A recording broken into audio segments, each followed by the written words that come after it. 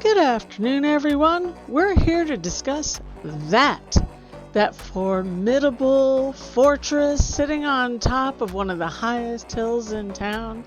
You can see this feature from anywhere in Bratislava.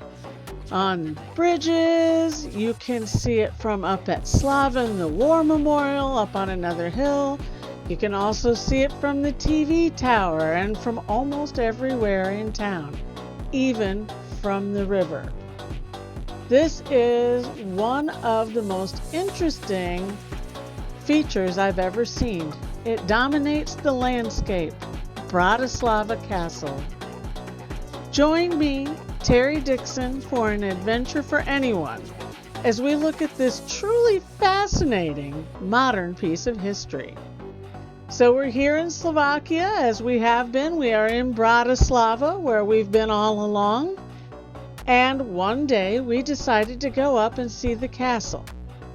One of the things in town is that unless you're going with a tour bus, which as you all know I hate to do, you're going to take, in this case, a bus or a tram. We took a tram and walked. The bus goes a little further up, but you still find yourself walking up underneath this castle. It sits way up high on top of the hill overlooking the city.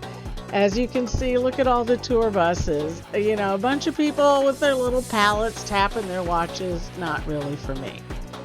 So we decided to go to the castle on our own. Now let's start out with the basics. This is a huge place. There's a lot to see, and it is largely a museum. You can go to the museum from 10 to 6, except on Tuesdays, and they are having some nighttime hours now in the summertime. The grounds you can visit from 8 a.m. to 10 p.m. pretty much any day you like, and that's how the hours at the castle work. It costs 14 euros to enter the castle. Now that that's all aside, let's talk about the history of this amazing place. This tower here, it is the tower that remains, and it has been rebuilt. It comes from way back in the 13th century.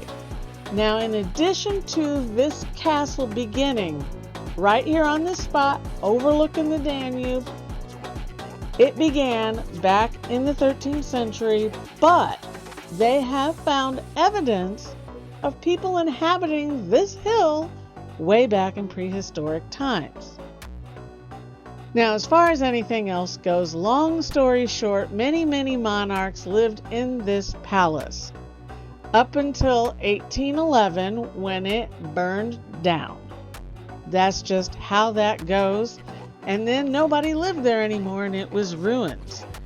It stayed that way until modern times. It was the late 50s, early 60s, when the Slovaks, while under Soviet rule, decided that they needed to refurbish this amazing place, everything from the gardens to the palace, to the towers, to the barracks and the stables and the gates and everything, which they did. And the reconstruction was only completed in 2011. So this place is a very new, modern, old palace.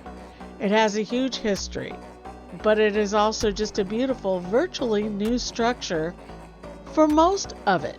They went off the old plans, they got architects from other countries and Slovakia as well, and they did a lot of work. And as you can see, looking around as I'm showing you these videos of it, this is an amazing place. You've got sculpted mazes in the gardens, you've got fruit trees, you've got everything just in view of that castle as it is with the rest of the city. This is the centerpiece of the city.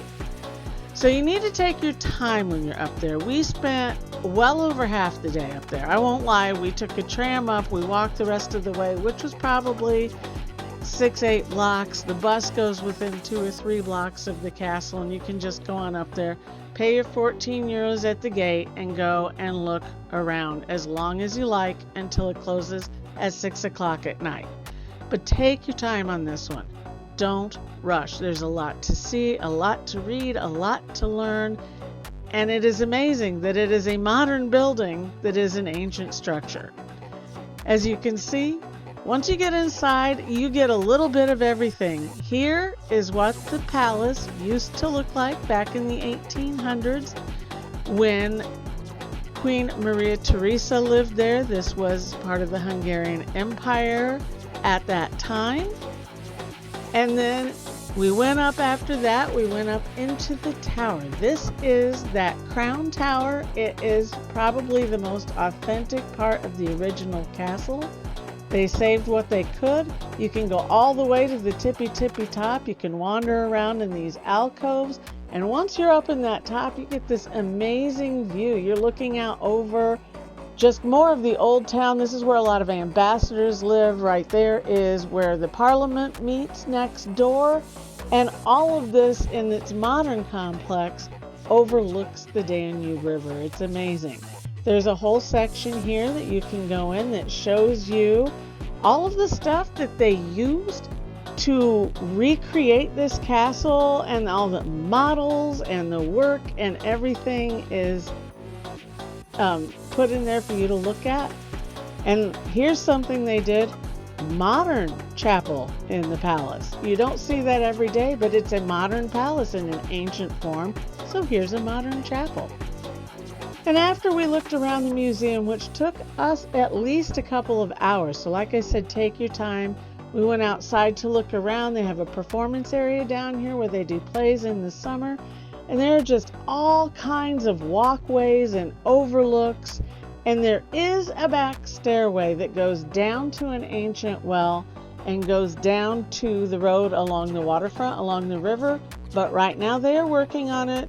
Give them time. They need it. They'll get it done. But these beautiful walkways around the castle above, they give you all kinds of viewpoints of the castle. You get to see St. Martin's Cathedral out there. You're looking out over the old town.